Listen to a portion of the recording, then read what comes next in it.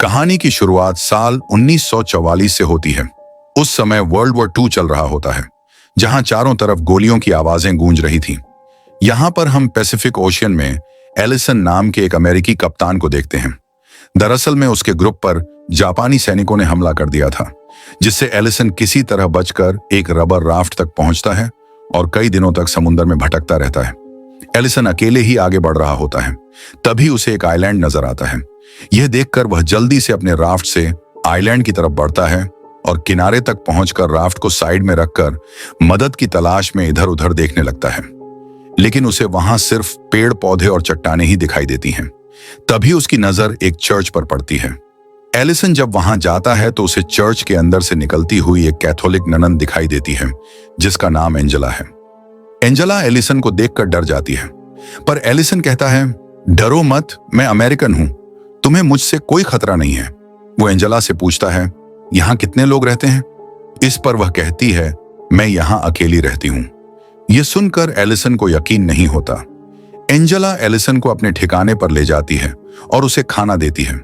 पूछता है, तुम यहां अकेली क्यों रह रही हो? एंजेला कहती है, मैं एक पादरी के साथ इस आइलैंड पर आई थी। हमारे कुछ बुजुर्ग पादरी को जापानी सैनिकों से बचाकर निकालना था, लेकिन जब हम यहां पर पहुंचे तब तक जापानी पहले से ही आइलैंड पर आ चुके थे और वह उन पादरियों को पकड़कर अपने साथ ले जा चुके थे। जंग का माहौल देखकर हमने तय किया कि कुछ दिनों तक हम यहीं छुपे रहेंगे, लेकिन कुछ दिन के बाद जिस पादरी के साथ में आई थी उसकी तबीयत बिगड़ गई और उनका निधन हो गया। तब से मैं यहां पर अकेली रह रही हूं। मेरे लोगों को लगा कि जापानी सैनिकों ने भी मुझे पकड़ लिया है, इसलिए कोई मुझे बचाने नहीं आया।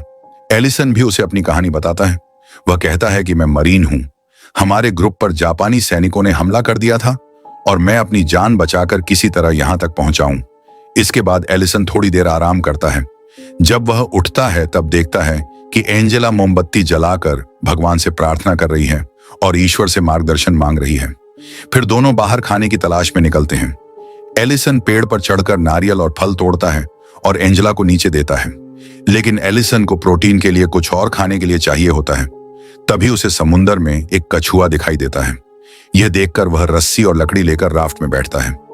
एंजेला भी उसके साथ बैठती है और दोनों कछुए की ओर बढ़ते हैं। पर एलिसन के लिए कछुए को पकड़ना इतना आसान नहीं होता। वह इस कोशिश में समुद्र में गिर जाता है, मगर एंजेला की मदद से वह कछुए को पकड़कर दोबारा राफ्ट में आ जाता है। इसके बाद एलिसन आइलैंड में लौटकर कछुए को पकाता है और खाता है। वो एंजेला से कहता है, इस आइलैंड में हमारे पास सब कुछ है। अगर कोई हमें बचाने ना भी आए तब भी हम जिंदा रह सकते हैं।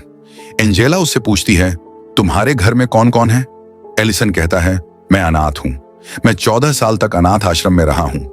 पढ़ाई पूरी करने के बाद मैंने आर्मी ज्वाइन करने का फैसला किया, क्योंकि मैं अपने देश के लिए कुछ करना चाहता था। एंजेला भी उसे बताती है, मैं भी अनाथ हूं। मुझे ईश्वर पर बहुत ज्यादा भरोसा है, इसलिए मैंने नन बनने का फैसला किया। इससे मुझे बहुत खुशी मिलती है और मैं लोगों को सही राह दिखाना चाहती हूं। एलिसन और एंजेला एक दूसरे से काफी अलग होते हैं। एंजेला बहुत ही शांत स्वभाव की होती है।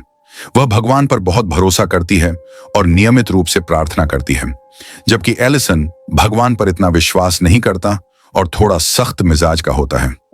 अगले दिन एलिसन और एंजेला को आसमान में जापानी लड़ाकू विमान दिखाई देता है। यह देखकर एलिसन एंजेला को लेकर छुप जाता है, क्योंकि अगर उन्हें देख लिया गया तो दोनों की जान जा सकती थी। एलिसन एंजेला से कहता है, हमें कुछ दिनों तक छुप कर रहना चाहिए। मैंने एक गुफा देखी है, वहां पर रहना ठीक रहेगा। एंजेला को भी यह सही लगता है, इसीलिए वह एलिसन के साथ गुफा में चली जाती है और दोनों पूरा दिन वहीं रहते हैं।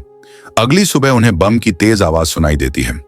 एलिसन गुफा से बाहर झांक कर देखता है तो उसे दिखता है कि जापानी विमान आइलैंड पर भयंकर बमबारी कर रहा है। यह देखकर एंजेला बहुत डर जाती है और प्रार्थना करने लगती है, देता है और शांत करता है। कुछ देर बाद जब विमान वहां से चले जाते हैं तब दोनों गुफा से बाहर आते हैं। वह देखते हैं कि चारों ओर तबाही का मंजर है। उनका घर और चर्च भी पूरी तरह से नष्ट हो चुका होता है। तभी जापानी सैनिकों की एक टुकड़ी मौसम विज्ञान शिविर स्थापित करने के लिए आइलैंड पर आती है और जिस राफ्ट से एलिसन यहां आया था उसे भी नष्ट कर देते हैं। उन्हें देखकर एलिसन और एंजेला फिर से गुफा में छुपने को मजबूर हो जाते हैं। उनके आसपास जापानी सैनिक घूम रहे होते हैं। ये देखकर एलिसन सतर्क हो जाता है और एंजेला को एक और जाने को कहकर चाकू लेकर खड़ा हो जाता है। लेकिन वह सैनिक गुफा के अंदर नहीं आते और वहां से चले जाते हैं। यहां एंजेला एलिसन से कहती है कि मैं खुद को जापानी सैनिकों के हवाले कर देती हूं। मुझे उम्मीद है कि मेरे जैसे नन को वह कुछ नहीं करेंगे। इससे तुम्हें मौका मिलेगा यहां से भागने का। वह यह भी कहती है कि हमारे पास खाने के लिए कुछ भी नहीं बचा है, लेकिन एलिसन उसकी बात नहीं मानता और कहता है कि हम यह रिस्क नहीं ले सकते। वह तुम्हारे साथ कुछ भी कर सकते हैं, हमें यहीं छुपे रहना होगा। शाम को एलिसन गुफा से बाहर आता है। वह देखता है कि जापानी सैनिकों ने कई कैंप बना लिए हैं। उनसे बचते हुए वह दूसरी ओर मछली पकड़ने जाता है, लेकिन कुछ जापानी सैनिक उसे देख लेते हैं। तब एलिसन मरा हुआ होने का नाटक करता है। यह देखकर उन्हें शक नहीं होता और वह वहां से चले जाते हैं। इसके बाद एलिसन मछली पकड़कर वापस गुफा में आता है और एंजेला के साथ मछली खाने लगता है। लेकिन एंजेला ने नन बनने के बाद मछली खाना छोड़ दिया होता है, मगर यहां खाने के लिए और कुछ भी नहीं होता, इसलिए उसे मजबूरी में मछली खानी पड़ती है। कच्ची मछली उसे नहीं पचती और वह उल्टी कर देती है। फिर एंजेला बिना कुछ खाए सोने चली जाती है। कुछ देर बाद जब एंजेला सो रही होती है, तब एलिसन चुपके से गुफा से बाहर आता है और जापानी सैनिकों की गतिविधियों पर नजर रखने लगता है। वह अपने चेहरे को काला कर लेता है ताकि कोई उसे सही से देख ना सके। जब उसे मौका मिलता है, तब वह चुपचाप उनके कैंप में घुस जाता है और खाने का सामान एक बैग में भरने लगता है। तभी एक सैनिक वहां आ जाता है, जिससे एलिसन को वहीं छुपकर खामोश रहना पड़ता है। उसे वहां से भागने का मौका नहीं मिलता और स्थिति बहुत खतरनाक हो जाती है, जिससे उसे पूरी रात वहीं रहना पड़ता है।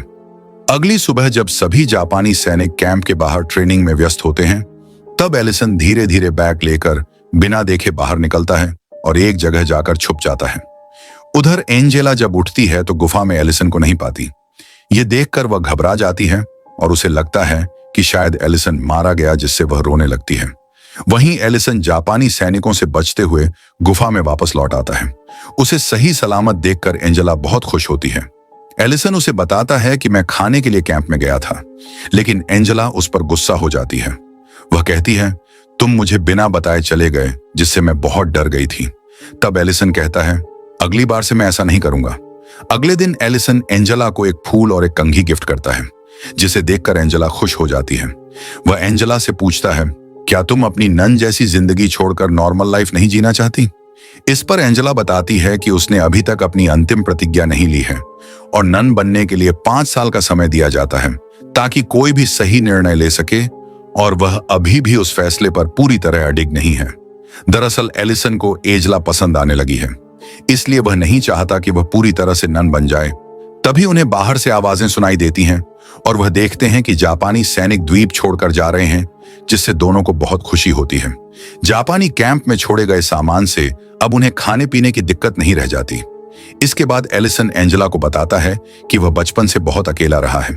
उसने कई मुश्किलें झेली हैं, लेकिन अब वह उसके साथ खुश रहना चाहता है और कहता है कि मैं तुमसे प्यार करने लगा हूं, इसलिए मैं चाहता हूं कि तुम अपना नन बनने का इरादा बदल लो और युद्ध खत्म होने के बाद मुझसे शादी कर लो।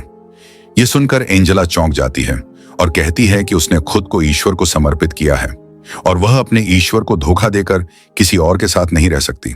यह सुनकर एलिसन को बहुत दुख होता है, पर वह उससे कहता है, अगर तुम्हें मेरी बातों से ठेस पहुंची हो तो तुम मुझे माफ करना। रात को दोनों खाना खाने के बाद बैठे होते हैं। तभी एलिसन को जापानी शराब की बोतल मिलती है और वह ज्यादा पी लेता है। नशे में वह एंजेला की प्रतिज्ञाओं को व्यर्थ बताने लगता है और कहता है कि वह एडमम और ईव की तरह इस द्वीप पर फंसे हुए हैं, जिसे सुनकर एंजेला दुखी होकर बारिश में जंगल की ओर भाग जाती है और ठंड में वहीं सो जाती है। एलिसन उसे ढूंढता है, लेकिन ढूंढ नहीं पाता।